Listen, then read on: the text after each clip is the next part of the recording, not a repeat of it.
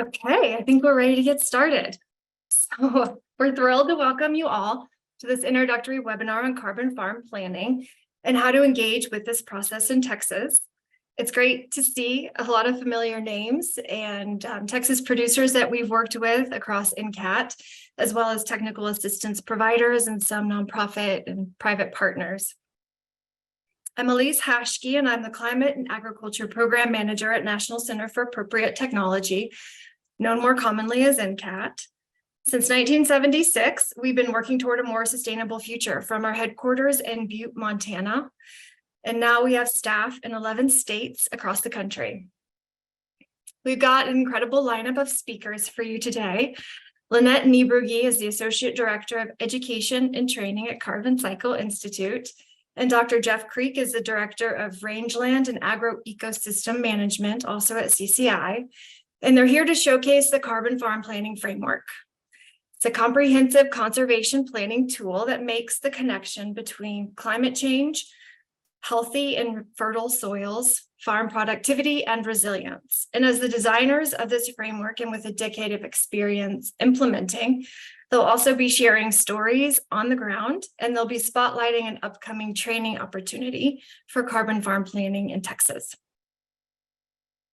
We're also joined by my colleague, Cody Brown, NCAT's very own carbon farm planner for Texas.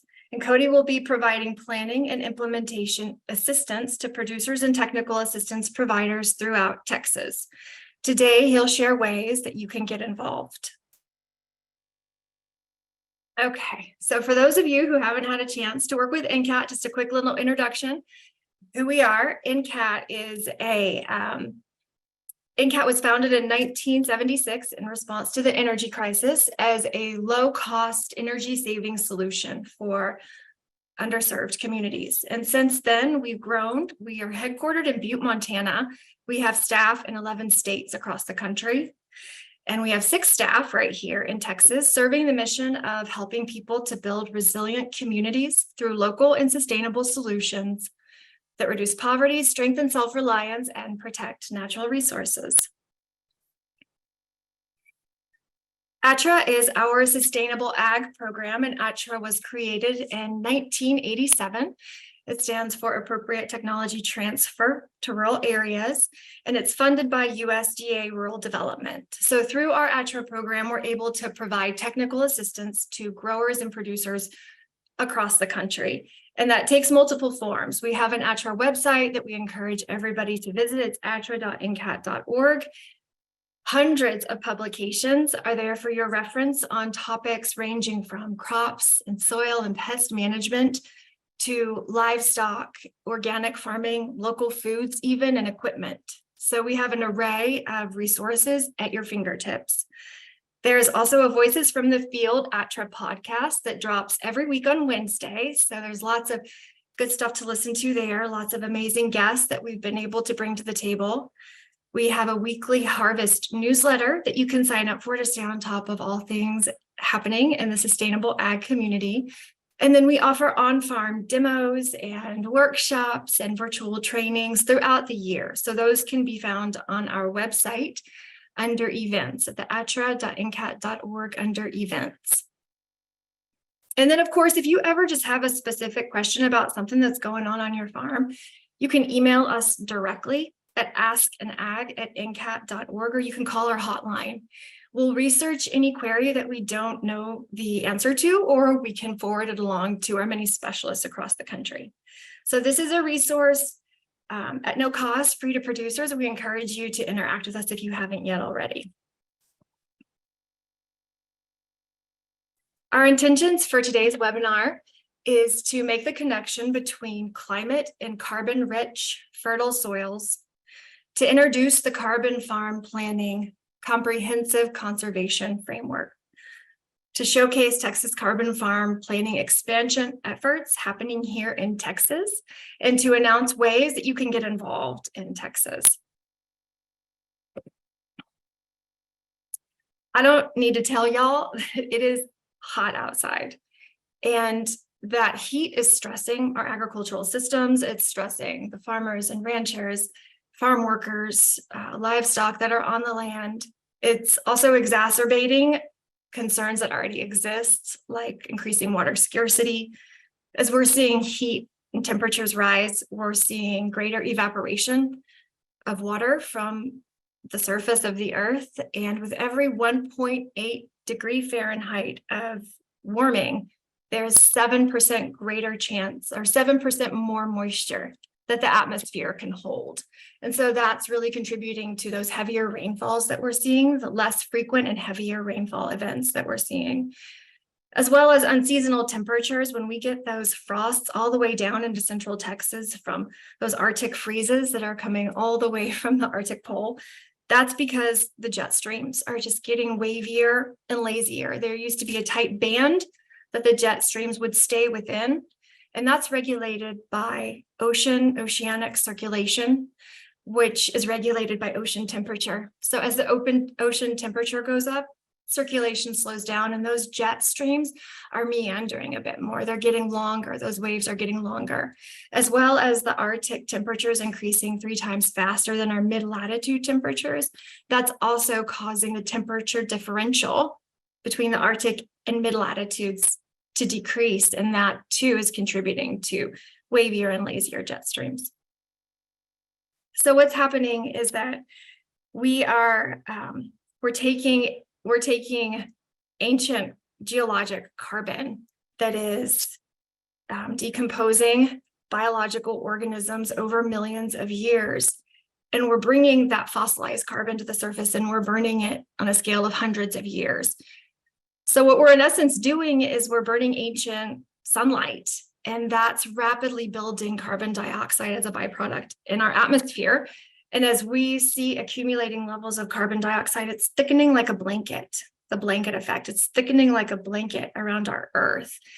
And those carbon dioxide molecules can hold solar radiation in their bonds, and that's heat. Those are heat trapping molecules. So that's causing this global increase in temperature that we are seeing. At NCAT, we very much want to be a part of the solution. We see that there is hope. We see that sustainable agriculture is aligned with that. We've been doing this for 30 plus years now. So we're excited to be expanding our efforts and working with more producers. And we see the climate solution as addressing the root cause of the problem, which is mitigation, as well as increasing our ability to respond to and thrive in a changing climate. So the mitigation piece is to make less severe, and the way we make climate change less severe is by pulling carbon dioxide out of the atmosphere and those greenhouse gases out of the atmosphere. Adaptation is the ability to modify a form to a changed environment. And so examples of that would be putting up a windbreak along the side of a property where the prevailing wind may be getting stronger, or putting up a hoop house for season extension. So adaptation is our ability to kind of be prepared. And then both of those things together bring up resilience.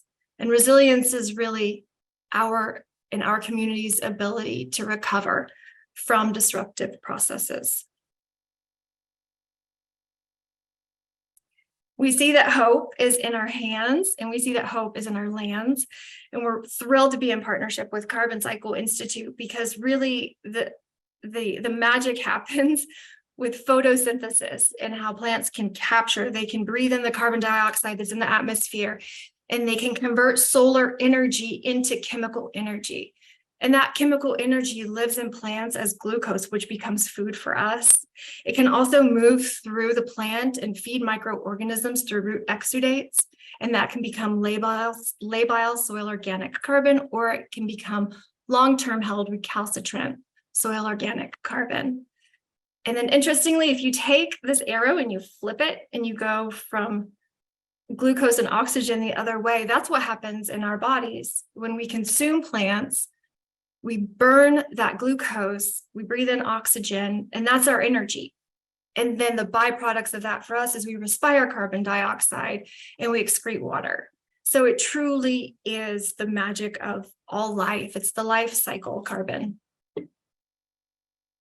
And we see that there are over 30 conservation practices identified by NRCS that have quantifiable greenhouse gas benefit and also build carbon-rich, healthy soils, fertile, resilient fields, and that number of conservation practices is growing. It's constantly being updated. Just a few examples of how more attention and more funding is orienting towards the land as a climate solution and therefore benefiting agricultural systems and agroecosystems and building productivity. We have $18.5 billion that's getting invested through the Inflation Reduction Act into 4 NRCS programs. And that's over 5 years. So that is quite a bit of money that's going to be moving onto agricultural lands and into producers' pockets to adopt climate benefiting practices that build healthy soils. There's also a new initiative from USDA, the Partnership for Climate Smart Commodities Initiative, and that just rolled out this year. It's to support greater adoption of those climate benefiting conservation practices on ag lands. It's to monitor, measure, report, and verify the positive impacts of those practices. And it's to build markets, to develop markets for those values generating premium products that come from farms that grow climate smart commodities. And it's $3.1 billion represented across 141 projects. And the majority of that money will be flowing through to producers as incentive payments. And again, that's over a 5-year timeline. And there's a map. If you go to the Partnerships for Climate Smart Commodities webpage online, you can just type it in the URL, it'll pick it right up. There's a dashboard, a map dashboard of all the projects across the country. And you can see how many projects touch the state of Texas. So we'll have a lot of opportunity to look for support to implement more of these climate benefiting practices on ag lands.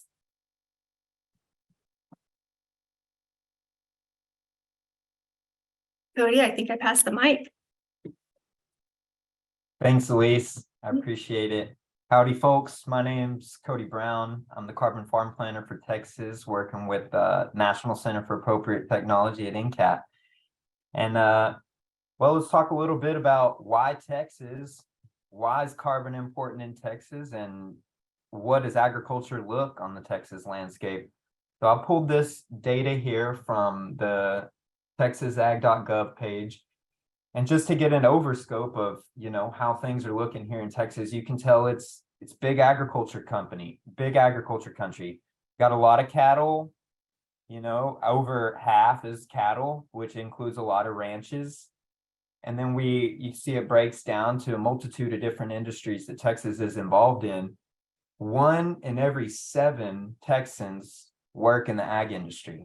I didn't really notice that or think about that until I was reviewing these statistics, and that was a glaring number for me, and that really put into perspective just how much agriculture affects really everybody's lives in Texas, but even our employment. And I wanted to add this note here of the average age of Texas farmers and ranchers is 59 years old, and we'll get to why that's important here in a little bit. But as you can see, it's a passing of the torch is kind of occurring every day within the Texas ag industry. And so we need to take that into mind. And, that's also an important reason. And we'll get to why a carbon farm plan might help you in doing so. What are we hearing from producers? How's climate interacting on their farms? How's it impacting them? Well, we hear a lot of, and experience a lot of, being here in Texas ourselves. We're experiencing what feels like a lot more drought, less rainfall events, but heavier events, which causes 2 problems. For one, you have less consistent rainfall throughout the year, which leads to droughty environments. But then also when you have a really heavy flood event because of the heavy rains, you also have another problem there. And that's, how do you capture all the water? Where does all the water go? Are you losing your topsoil when it happens? And so there's real considerations to be taken whenever we're talking about Texas landscapes and what our agricultural working lands look like. We're experiencing a soil temperature increase, which makes it hard for season transitions. It makes it hard for germination. It makes our growing seasons a little bit shorter. And we're seeing that, sometimes that leads to a need for more infrastructure, be it shade for our cattle or our other livestock, or be it hoop houses so we can hold shade over the summer, or a hoop house so we can endure the little bit harsher winters that we're experiencing now. And so, there's more problems that come along with climate change besides just how it affects agriculture, but also how it affects our ag industry and our ag businesses. And so now we're here to talk about what carbon farm planning looks like in Texas and kind of how we're rolling out this pilot project in these beginning stages. We've just started year 2 of this 2-year pilot project, and it's carbon farm planning to promote sustainable agriculture in Texas. Some of our funders are Southern SARE and the Meadows Foundation. Thank you very kindly for piloting this project. At the time, we have one carbon farm plan, about 95% done. We'd call it complete and then we're embarking on the first carbon ranch plan. And that's going to be with the Hershey Ranch out just outside of Fredericksburg in Gillespie County with Andy Sansom and Garrett Coons. And that's my first big project within the company here. And I'm going to be heading on the carbon ranch plan for Hershey. And we've also hosted our first carbon farm demo day with New Leaf, who was our first carbon farm plan written here in Texas.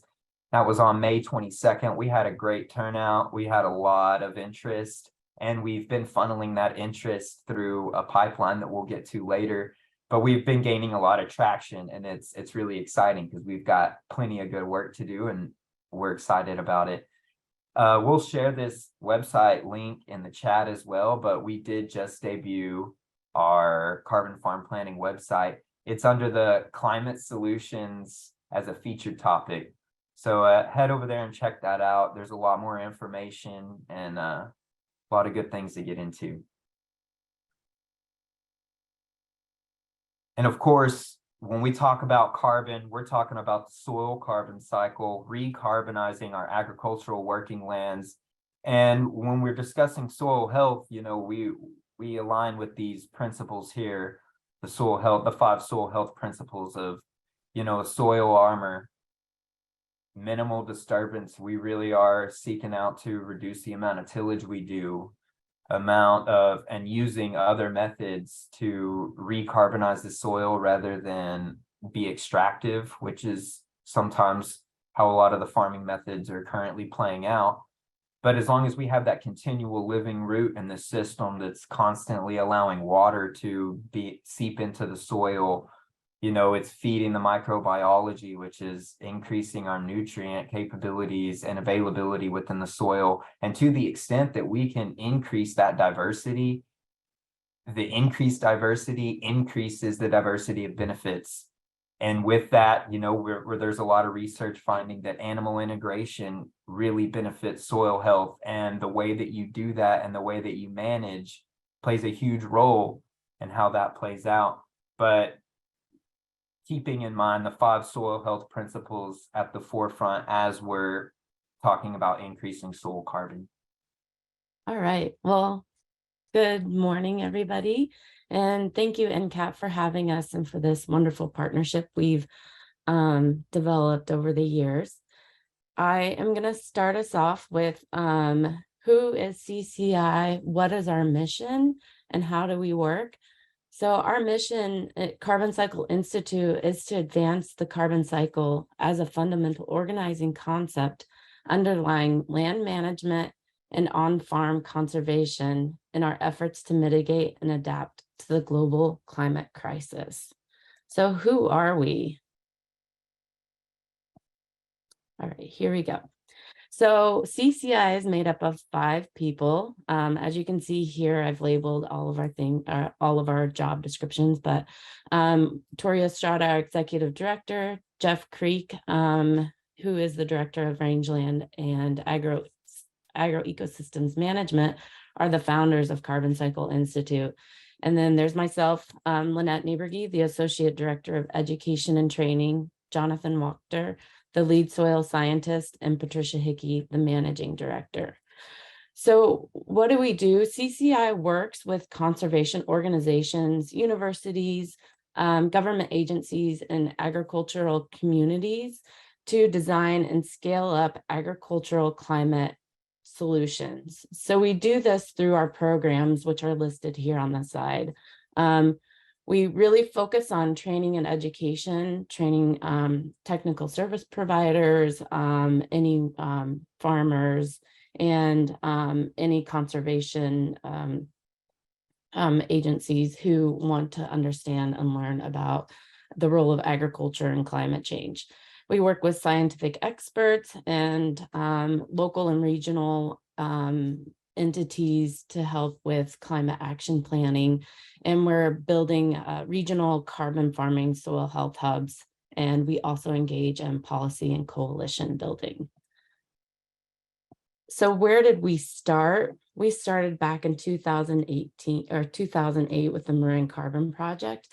And I'm going to hand it over to Jeff to introduce himself a little bit and start with the background of CCI and the Marin Carbon Project, where all this developed. Jeff?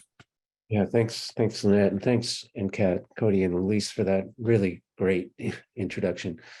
The Marin Carbon Project is really the foundation of the work that we're doing now with the Carbon Cycle Institute. Back in 2006 or so, really, a group of us in Marin County, which is a little county just north of San Francisco on the California coast, got together. We all recognized the increasing threats and risk of climate change, but we also, as agricultural practitioners and technical service providers, recognize that agriculture actually had a very positive role to play in addressing the climate crisis. So we approached researchers at University of California at Berkeley to engage with us in a research project around the question of this basic idea that management could increase soil carbon, and of course that we could measure that increase. We knew that measurement was going to be a critical component to really justify and verify that the work was actually successful. The first thing we needed to do was to see if we could measure a change in carbon. And the way we went about testing that was to simply add some carbon to standing vegetation on our grazed rangelands in Marin County, and then went back to see if we could measure that change. Indeed, we were able, after adding just a ½ inch of compost to those grazed grasslands, we were able a year later to go back, or 6 months or so later, go back and measure an increase in soil carbon. Now, the increase was above and beyond the carbon in the compost, of course. We knew how much carbon we had added in the compost, and we found that we had in fact increased our soil carbon above the amount of carbon that we had added as in the compost. And what you're seeing in this three-part image here is, on the left is instrumentation that was used to measure greenhouse gas emissions from soil during the project. The middle image shows us putting compost on a second site in the Sierra foothills of California at a research station, University of California Research Station. And on the right, you see cattle preferentially grazing compost treated plots. So the spring after having applied the compost, cows preferentially moved onto the compost treated plots. And in fact, when we measured, we analyzed that forage, we found higher protein in the compost treated forage. Next slide, please. So this is a very brief summary of what we actually learned from the project. And this went on for 4 years while Dr. Becca Riles, now Dr. Becca Riles, conducted her doctoral research. She's now with University of California, Merced, continuing related research, which is proving to be very interesting. On the left, you see model results extrapolating from the 4 years of data from the original Marin Carbon Project work. And that dark hockey stick curve you see there is the compost. So year one, big slug of compost goes into the system, big slug of carbon in the form of compost. And then gradually, of course, over time, that compost decays, ultimately returning pretty much all of it to the atmosphere by 100 years or so later.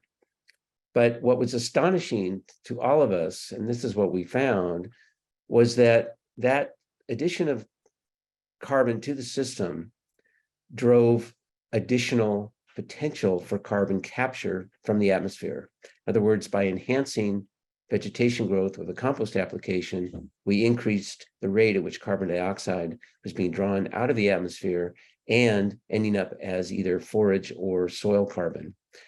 And that in turn resulted in additional water holding capacity and additional forage productivity in the following years, such that, as the model shows here, the carbon in the system continues to increase for decades after a single compost application to that standing vegetation on grazed rangelands.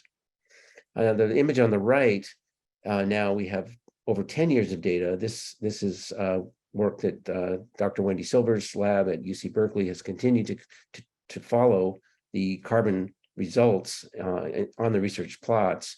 And now with 10 years of data, we're seeing that this modeled curve on the left looks like it's playing out on the ground as well. Overall, we're seeing about an average of about a ton of carbon sequestered per hectare per year ever since that initial compost application in year one, only a single compost application. And this is about equivalent to about 1.5 tons of carbon dioxide equivalent per acre per year, accumulating again in response to a single compost application.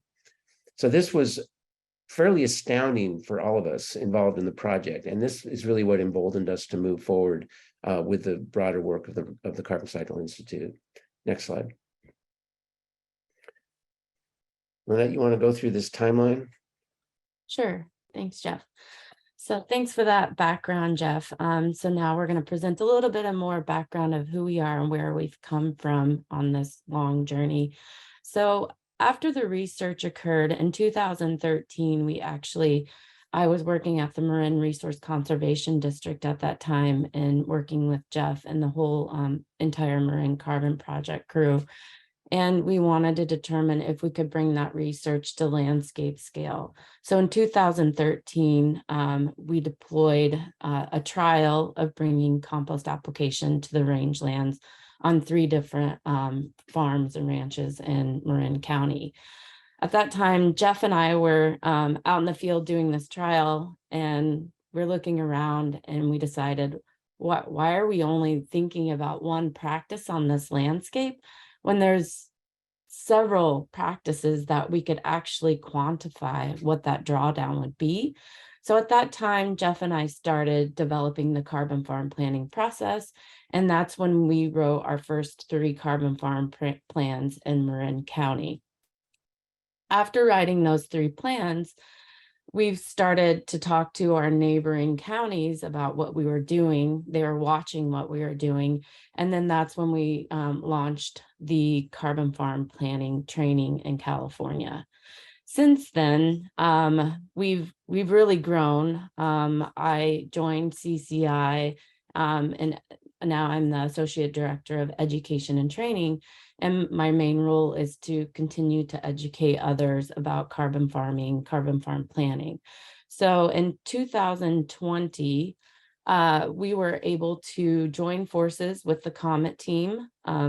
Actually, you can see on the timeline in 2013 to 2015, we joined forces the first time with the COMET team to develop the COMET planner, which we use in all of our planning for carbon farming right now. So in 2020, we had some funding, and we joined forces with the COMET team to really develop an online carbon farm planning curriculum, which is really a lot about what we're going to talk about today.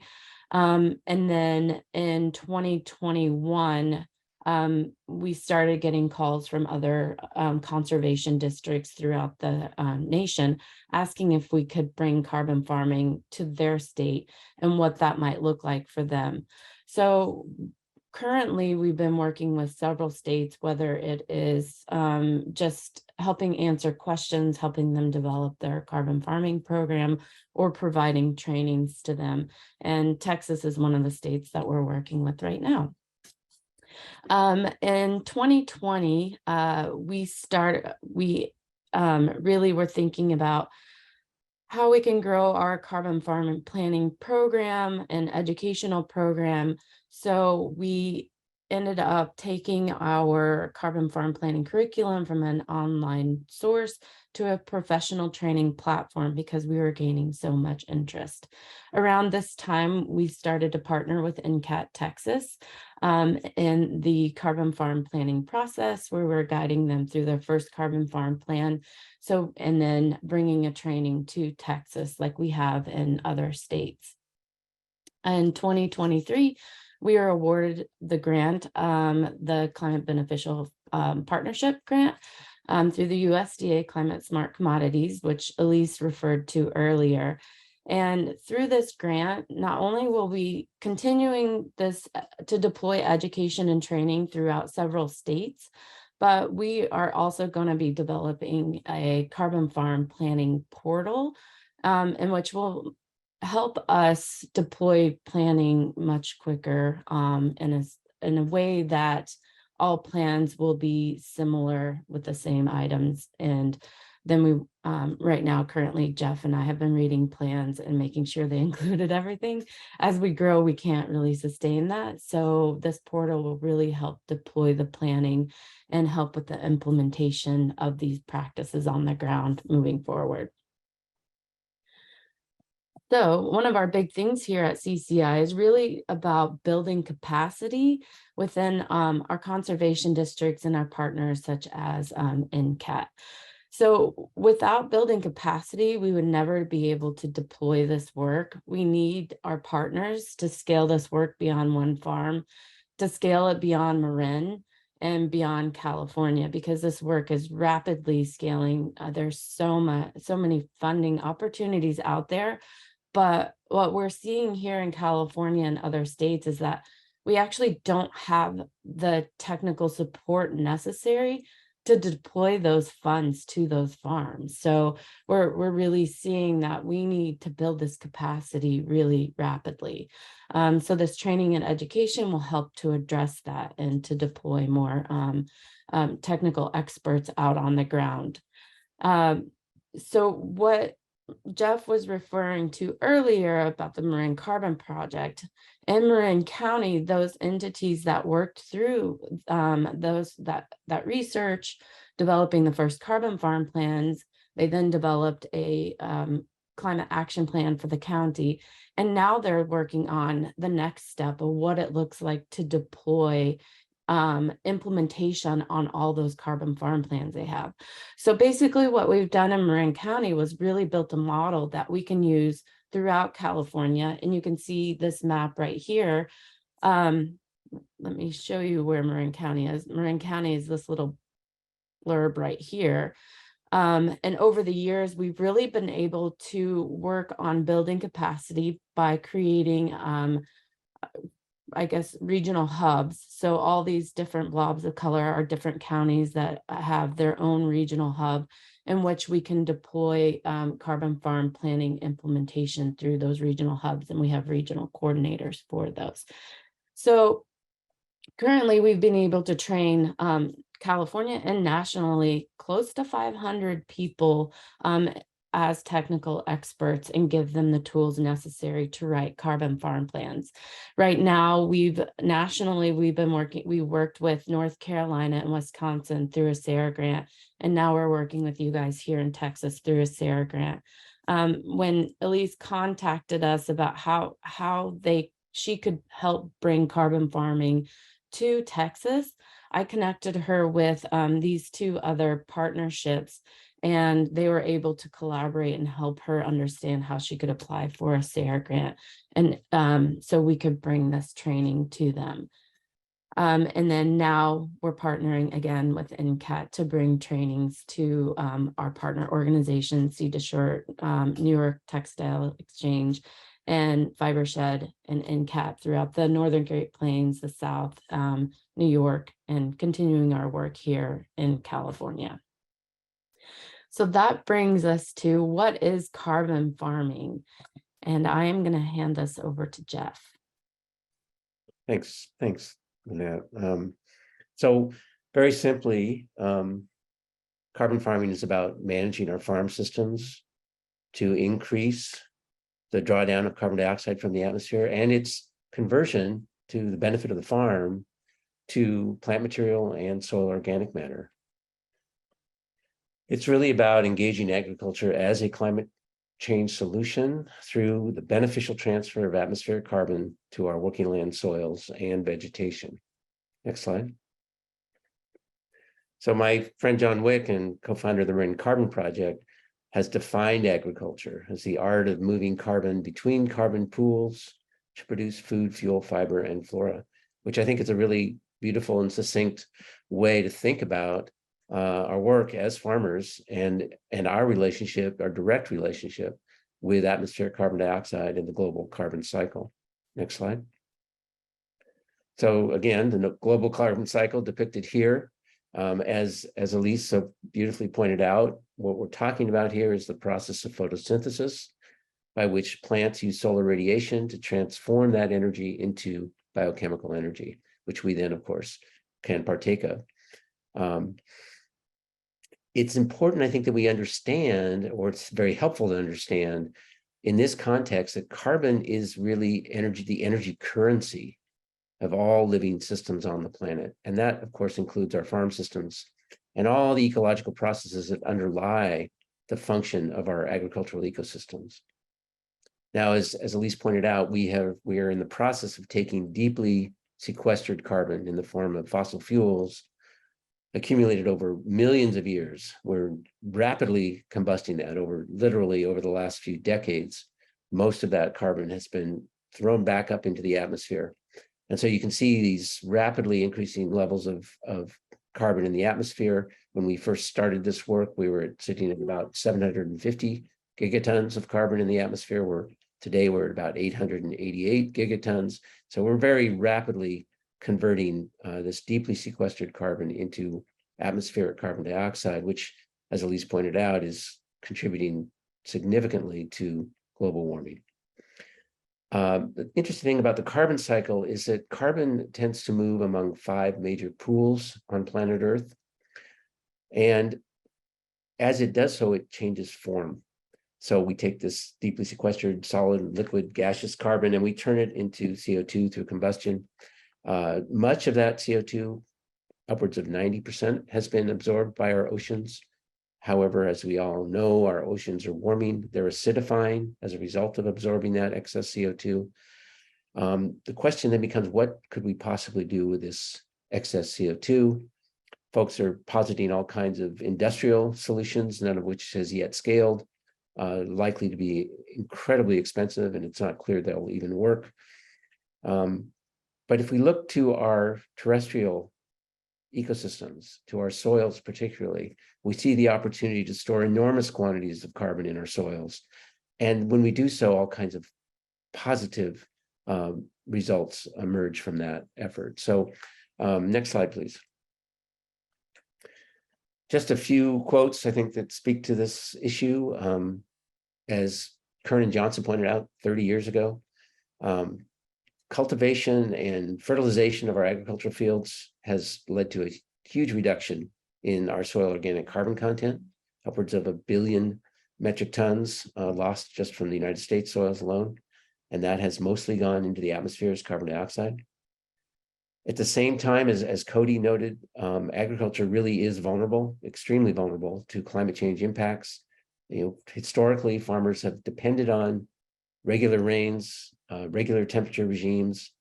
There's always been fluctuation, of course. There's always been drought and flood. But as climate becomes destabilized, agriculture is increasingly vulnerable to that destabilization. And then finally, as was pointed out by the director of the Institute for European Environmental Policy, enhancing soil carbon is really our only viable option for achieving negative emissions. That is the drawdown of excess CO2 from the atmosphere. Next slide. So not only have we, of course, increased atmospheric carbon dioxide levels, we've also severely impacted the capacity of the terrestrial biosphere to absorb that CO2. So as we see our soils eroding as we deforest the Amazon and elsewhere across the planet, as we suffer the increasing impacts of climate change and lose our soils through dust storms, flood, erosion, etc. We also are losing the capacity of the ecosystem to absorb CO2 from the atmosphere. And this image in the lower right shows how much energy in phytomass, that is plant biomass, has been lost over the last 2,000 years. So you can see we've precipitously declined almost half of our capacity to absorb CO2 from the atmosphere through plant photosynthesis has been undermined by the loss of that plant biomass largely through human agency, as we have cleared our forests, eroded our soils, and so forth. Next slide. So essentially, what we see here is on the one hand, this curve, this graphic is illustrating rising carbon dioxide levels in the atmosphere.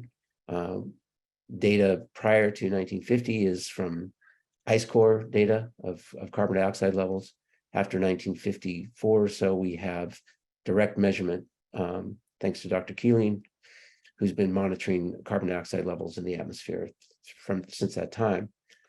At the same time, Dr. Sandeman and others in 2017 published this paper noting the loss of soil organic carbon from our soils, from our rangeland soils and our cropland soils over the last 2,000 years or so.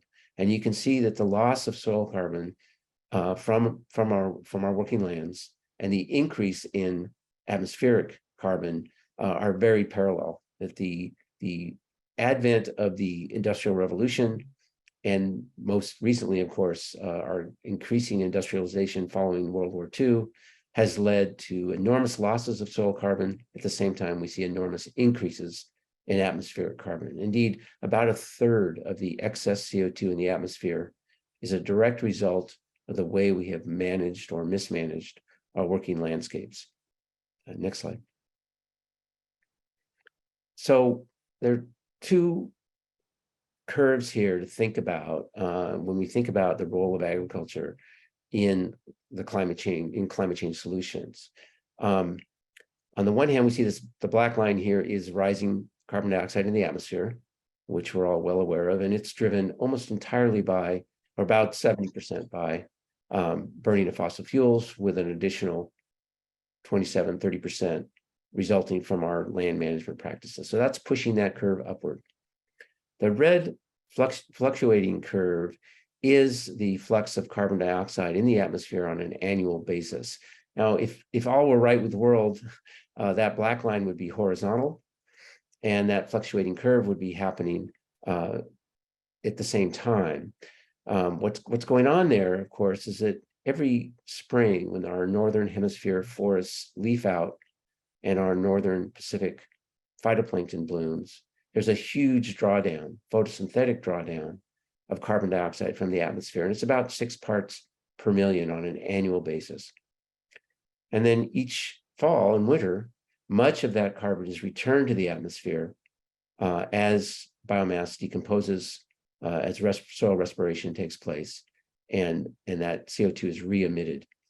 Now, obviously, over millennia, there has been a gradual accumulation of carbon in the biosphere. And we see that graphically illustrated in our fossil fuel reserves, but also in our deep prairie soils, in our forests. But as the capacity of those landscapes to absorb CO2 has been diminished, and as we have driven this upward curve of carbon dioxide in the atmosphere, the capacity of the system to stabilize itself has been undermined. Next slide, please. Now, carbon dioxide is not the only greenhouse gas. Methane, which we're all hearing a lot about these days, and nitrous oxide, which is largely coming from our use of synthetic nitrogen fertilizers, are also contributing significantly to greenhouse gas levels in the atmosphere. So while we have about 420 parts of carbon dioxide in the atmosphere, when we add in the other greenhouse gases, we actually have about 523 parts per million of CO2 equivalent in the atmosphere, which is a very alarming number if we have a real crisis on our hands and we need to act, very quickly. Next slide. So the question is, how do we engage with the global ecosystem, global biosphere, in a way that actually would or could bring about the change we need to see? And just a real quick dip into systems theory here. We can think about the fact that systems are either changing or they're staying the same. Pretty simple concept. The question is, how do systems stay the same? How is system stability or equilibrium maintained? And how do systems change? We understand that equilibrium is basically maintained by negative feedbacks. That's feedbacks that deviate, that actually dampen deviation from that mean. Whereas system change is driven by deviation amplifying feedbacks, or what we call positive feedbacks, which tend to drive system change. So the system changes, it tends to continue to change in the direction of change. Next slide, please. So a good example, kind of a classic example of negative feedback is a thermostat. As the room warms up, the thermostat tends to turn off the heat, and as the room cools down, the thermostat comes back on and the room warms up again to the set temperature and the heat turns off, and so it goes. And you see this fluctuation around this mean that we recognize as the comfortable room temperature. Now, I'm not sure what to do about that feedback. I don't know if that's me or... next slide. Now we have a fairly... Yeah, Jeff, real quick, I will just say if everybody could make sure that you're muted, I think maybe somebody's mic is on. Thanks, Elise. Okay, yeah. So positive feedbacks are really graphically illustrated at the global scale in what's happening in the Arctic. And unfortunately, this is actually being parallel events are now happening in the Antarctic as well. But these images show the reduction of sea ice between 1979 and 2022. And what you can see is that as the globe has warmed, Arctic ice has begun to melt. And what happens when that happens, of course, is that more dark water is exposed at the North Pole. Well, dark water absorbs solar radiation much more readily than white frozen ice. And so the warming drives melting, which drives additional warming, which drives additional melting, which drives additional warming. And we're in now a positive feedback process at the global scale, which we're all recognizing and experiencing the impacts of. This, again, look, the little inset in the bottom there is, again, trying to illustrate the transition of a system, in this case, the global system, from a state of equilibrium. Throughout human history, we've been in a relatively equilibrial state with respect to the climate, or rather the last 10, 11,000 years, history of human civilization, I should say. And now we're entering some kind of a new system state. We're in the process of moving from a stable to an unstable system state. And that big red question mark really is, where does this take us? And do we want to go there? Next slide. So again, we see this applying itself in this concept in agriculture when we look at sort of our historical farming approach, which has been largely extractive, right? We've moved into undisturbed landscapes. We've begun to till the soil, cut down the trees, and largely build our agricultural productivity by extracting that fertility, which is accumulated over millennia, and converting it to our agricultural products. More recently, we were able to begin to develop synthetic fertilizers, which have allowed us to stay on that same landscape. for longer, but it's also allowed us to do additional damage to those ecosystems. And so we have two models of agriculture in front of us now. We have an extractive model, which again, we can see the manifestation of positive feedbacks where extraction of resources leads to soil degradation, which leads to decreasing water holding capacity in our soils, further soil degradation, increased need for tillage, increased need for fertilizer applications, and so on. Or we have what could be called a regenerative model, where we begin to restore carbon to our systems, build soil carbon, increase the capacity of our soils for water holding capacity and nutrient cycling, and gradually recover and rebuild the productive capacity of those systems. There are a number of terms being applied to these various concepts, carbon farming, regenerative ag, sustainable ag, listed there. These all are interrelated. Our choice to use the term carbon farming is because we want to emphasize the fundamental mechanisms underlying the potential for regenerative agriculture. How do we regenerate agricultural systems? How do we regenerate degraded ecosystems? We engage with those positive feedback processes and negative feedback processes to drive the system in the direction we want it to go. And understanding how we do that is really at the core of the carbon farm planning process. Next slide, please.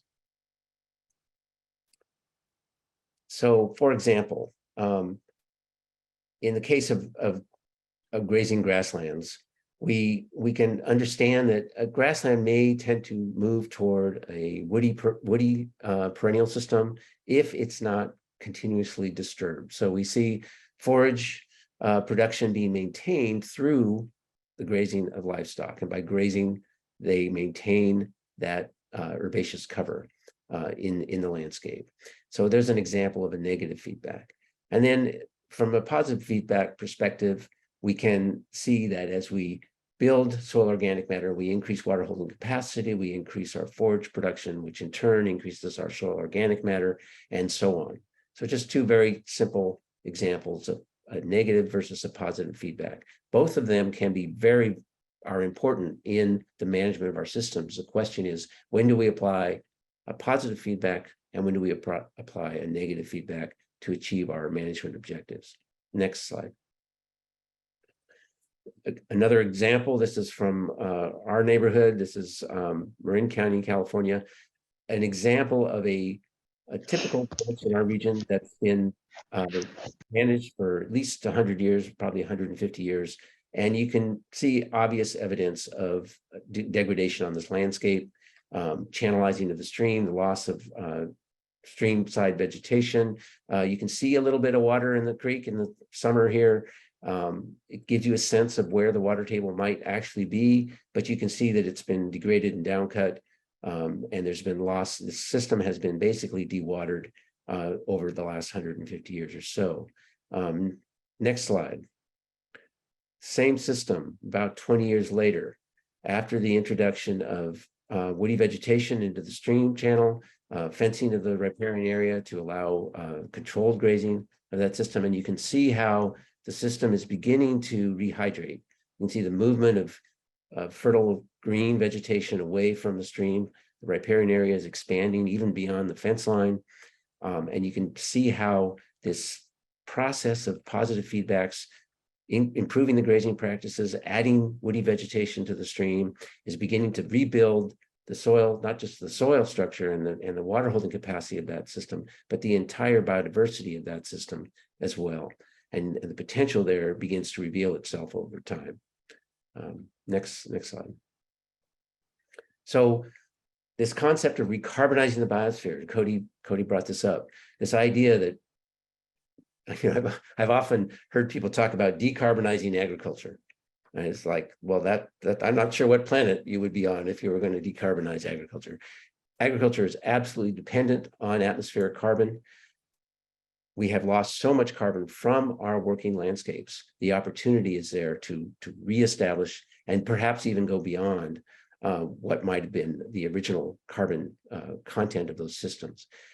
What we're talking about is managing the flow of solar energy into and through our farm systems and understanding that by managing carbon, we really have our hand on the most potent lever we could have for the management of our working landscapes.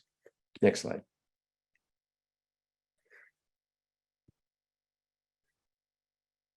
Okay, well, I think Elise and Cody covered this very, very well. And we're all well aware of climate change and all of the implications for agriculture, from increased temperature extremes to increasing pest pressures.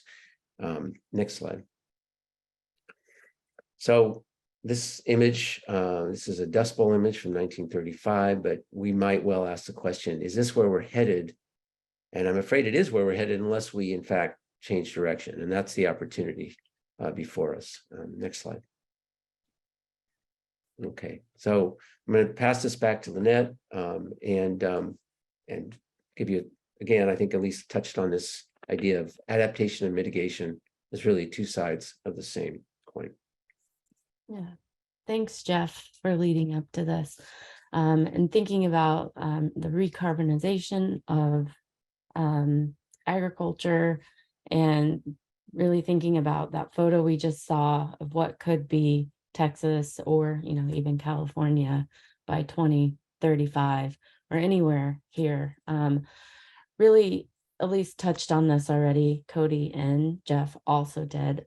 But what we're showing here is the synergies between adaptation, mitigation, and carbon farm planning.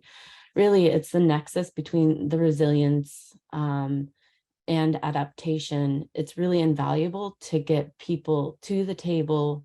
Producers already are recognizing climate change, but we really need to start thinking about how adaptation can make sense on our landscapes.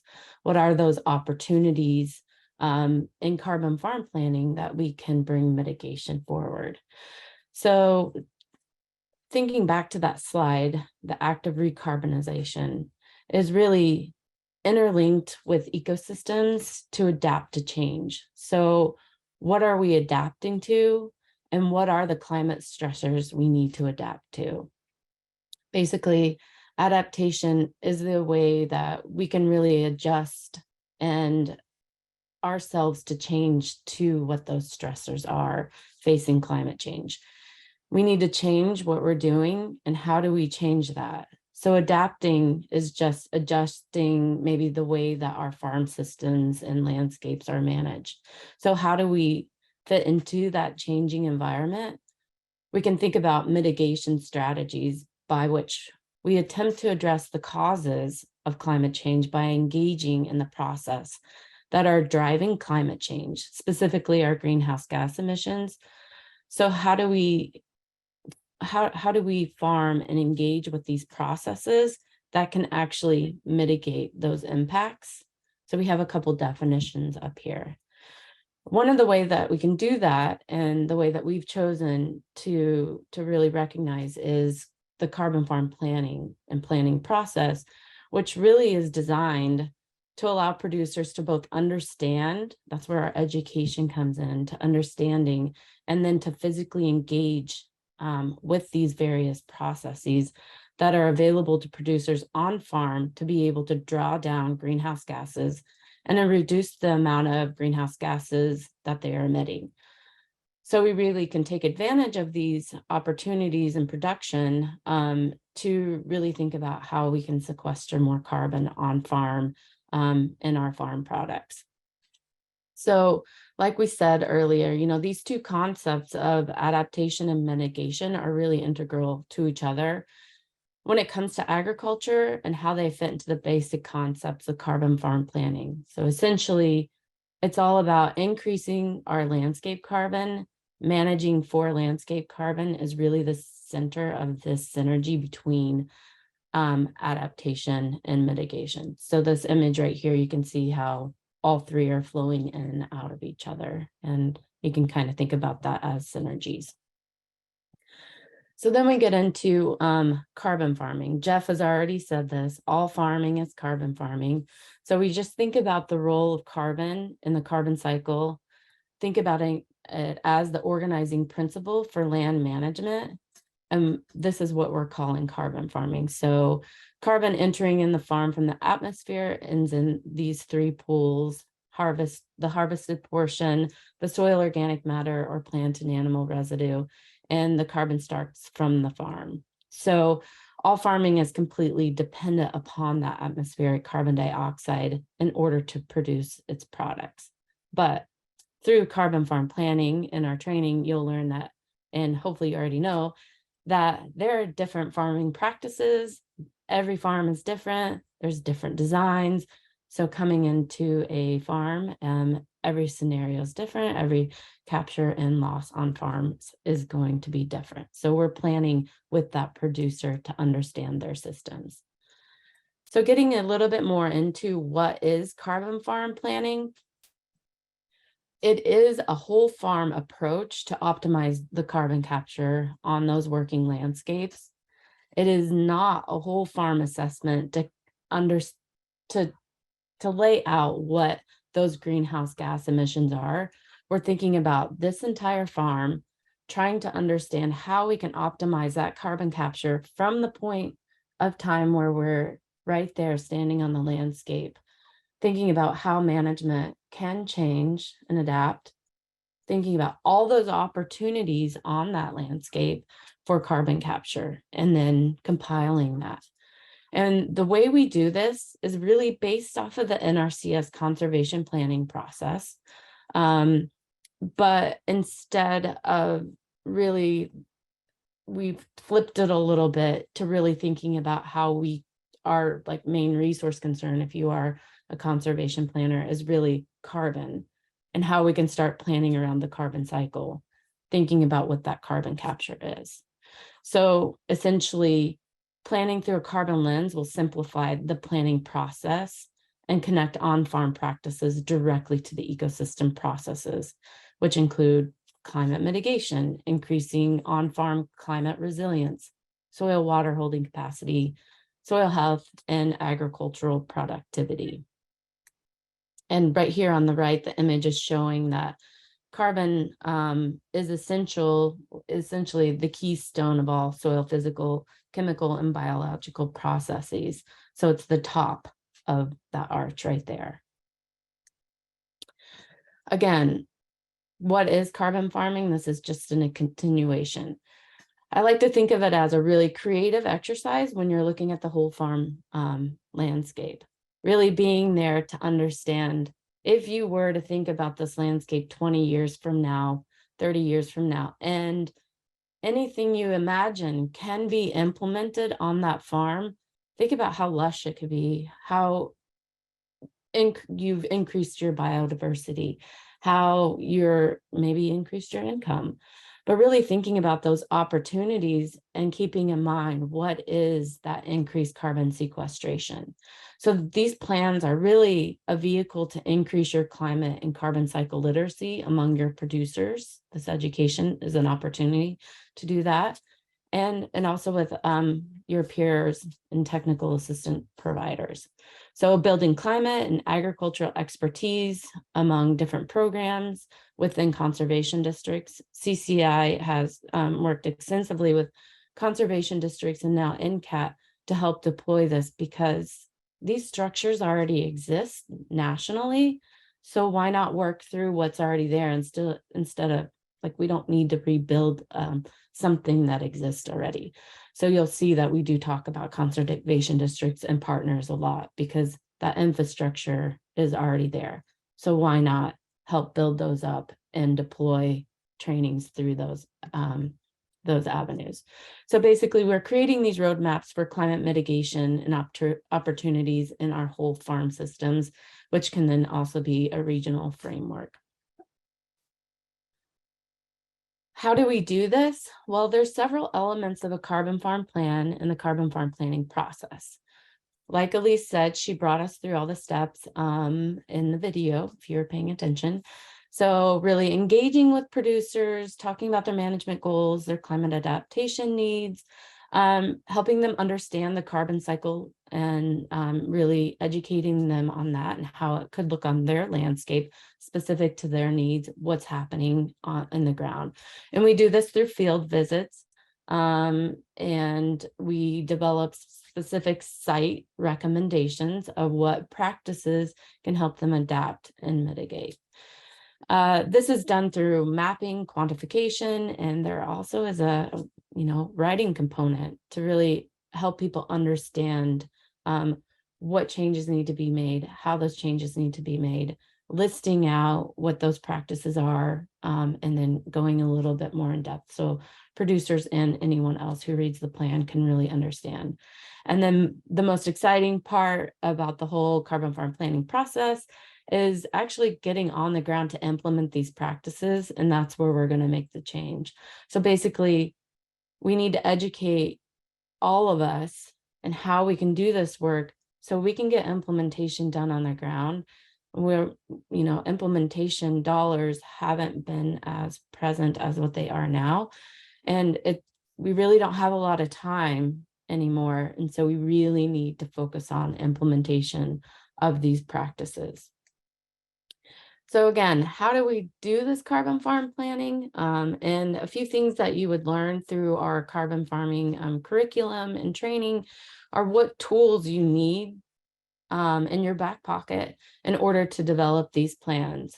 We like to tell everybody that these plans are collaborative and they do change with time. You do need to update them depending on how the plans are written. I know that when Jeff and I wrote our first 3 plans, we learned quickly that we only were looking at the landscape of what was achievable in the first 5 years for that producer to implement. And 5 years goes by and these producers really took on to like what they were reading the plan and what we educated them on, and they completed much of what we planned for. And we were like, oh dear, like we can't be planning just for 5 years. We need to be planning long term and giving these producers like ideas that once they start doing this work, then everything starts changing and thinking in their minds about what additionally they can do.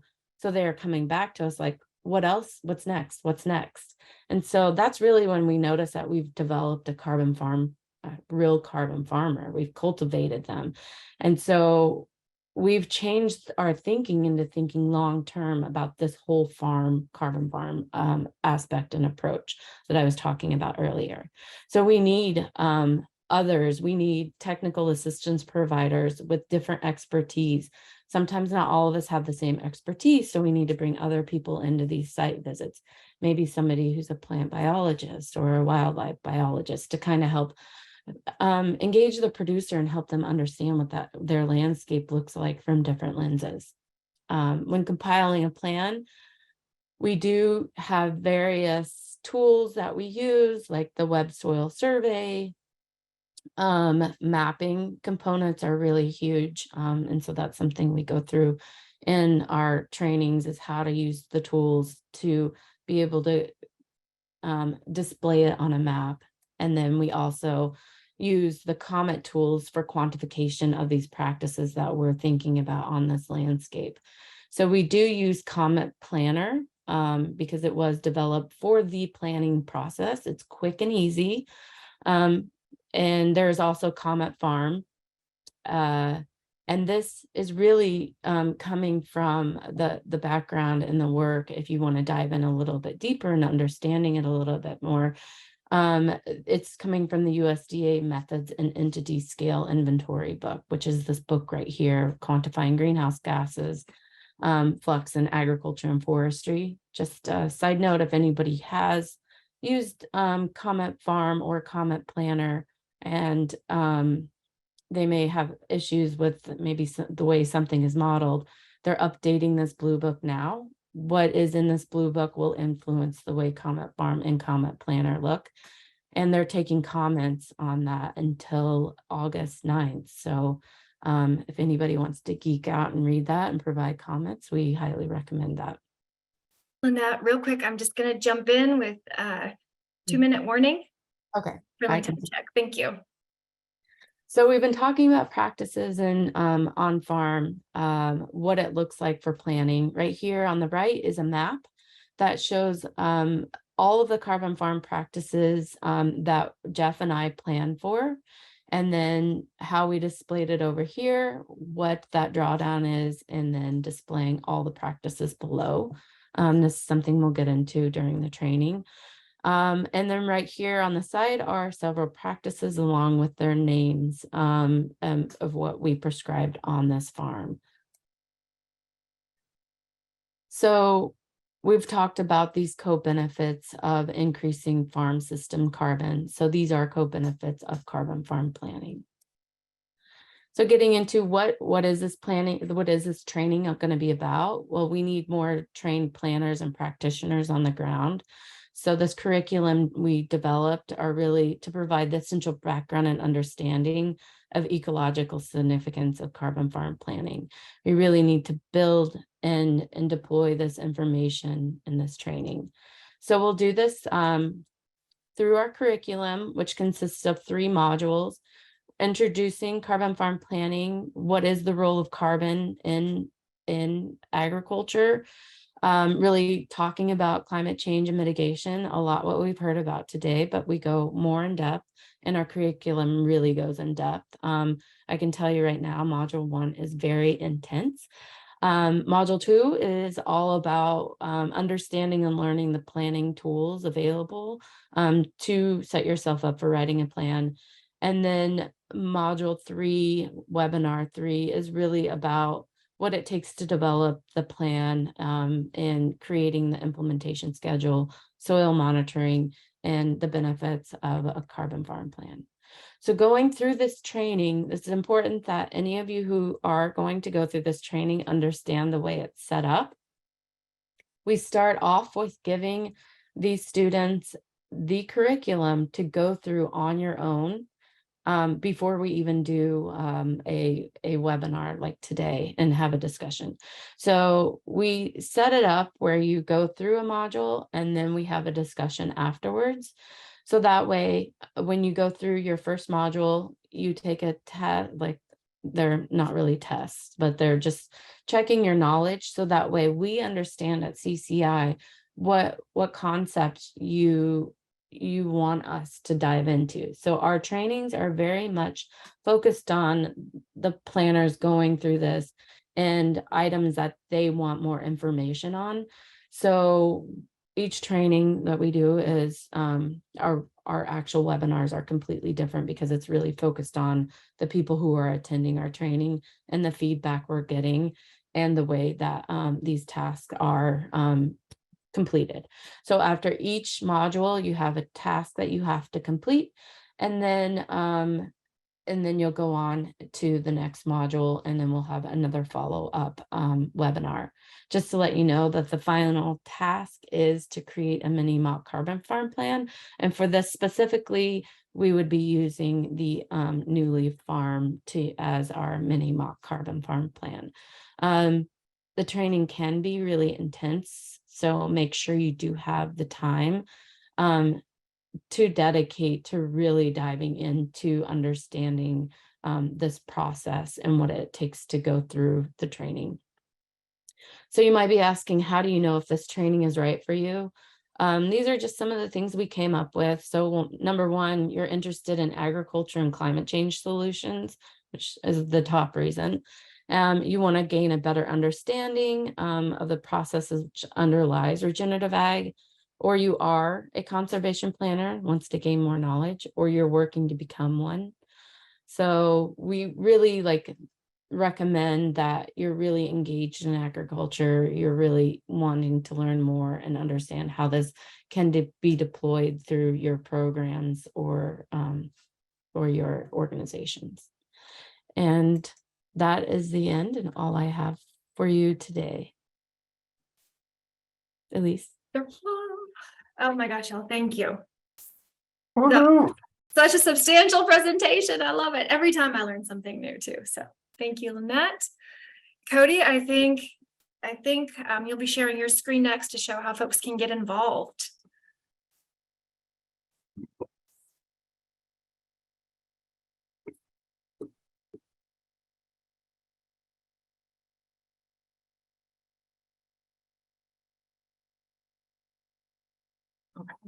Perfect. Oh. So here is our producer pipeline. If you are a producer or landowner and you're interested in receiving a carbon farm plan for your property, you can scan this QR code and you'll get right into our pipeline. And while I have this up on the screen, I am going to go ahead and post the end of poll, the post questions, and we'd like for you to go ahead and fill out that poll if you can.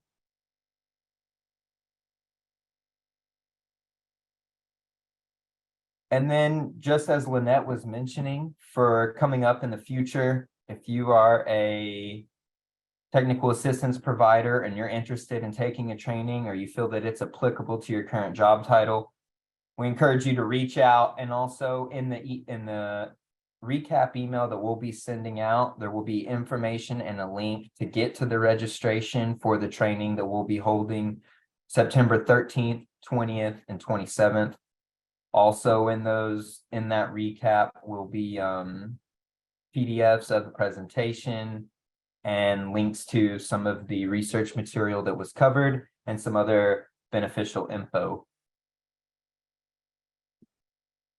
And I will add to that, I don't know if it was said that this carbon farm planning training is at no cost. So if a technical assistance provider would like to sign up, it's something that we're offering through the grants that we're able to get to continue this work. Carbon farm plans are written at no cost to producers. We're actually working on getting supportive funding to help producers with their time invested in writing a carbon farm plan alongside of us, as well as supportive funding to implement practices that are recommended in their carbon farm plan and that would serve their agricultural goals. So all of this is really, fortunately, and as a blessing, it's being funded outside of a producer having to front the costs or any costs, or technical assistance providers having to front a cost. So we look forward to working with y'all, and I think we might have a time for a question or two. What do you think, Cody? Yeah, I think go ahead. There was one in the chat that you had answered, and I wanted to give Jeff a chance if he wanted to have an answer to that as well. It was posed of the scenario when talking about carbon sequestration, that such a small percentage of what is needed to store fossil fuel carbon output may also be just a small percentage of the soil carbon sequestration. Sorry. Do you have any comments on that, Jeff? I know Elise, you already made a chat comment as well. Yeah, I think the slide I tried to demonstrate that about a third of the excess CO2 in the atmosphere is in fact a result of the way we've managed or mismanaged our working lands. Certainly over the last 250 years, but really most intensively over the last 70 to 80 years. And so there is enormous potential. We cannot view soil carbon sequestration as an alternative to ceasing the combustion of fossil fuels. We absolutely have to stop burning fossil fuels. That's a given. But the potential for our working lands to absorb CO2, both in soils and vegetation, is enormous. And we're looking at least a third of that excess CO2. And if we could actually absorb that, we could actually restabilize the climate at least CO2 atmospheric levels at levels that could be considered safe. We're not going to restore all the damage that's been done, but there is enormous potential in our soils, and that's really the driver behind this work. I hope that answers the question. And I see another question came through. Jeff, this question I think is also for you. So it comes from Kara Jones, producer here. How do you find out about applying compost in a ranch context? And does rolling out hay work in a similar way? Yeah, that's a great question. We've talked a lot about that. There's no question that there are many ways, and as Lynette pointed out, this is really underlying the whole concept of of carbon farm planning. There are many ways to increase soil carbon. Compost is a really quick and easy way to do it. Rolling out hay can absolutely, bale feeding is a great strategy for building soil carbon quickly. The question you've got to ask is, where's the hay coming from, and how is it being grown, and is its growth being done in a way that is building soil carbon from the origin soils, right? We don't want to rob soils from our neighbor to build our soils, right? So it really comes down to how are we managing those resources, and is that hay in and of itself also contributing to soil carbon sequestration? But yes, absolutely, a very quick and really good way to build soil carbon under grazing livestock is with feeding hay that's been brought in, or even hay that's been cut on site, being refed on that landscape. Definitely can lead to net soil carbon increases, assuming, of course, that those animals are taken off at the right time so that grass can start to grow and photosynthesize and capture additional carbon from the atmosphere. So it is a good strategy, but hopefully the producer understands the full context, the full carbon cycle implications of what they're doing. Thank you, Jeff. So we have time if there are any more questions, if somebody would like to come off mute and ask a question. We have about a minute left. Love to open up the floor. Kate also mentioned it, but would you put the QR code up again, please? Oh, yeah. Cody, can you do that? Absolutely. Thank you. Yes.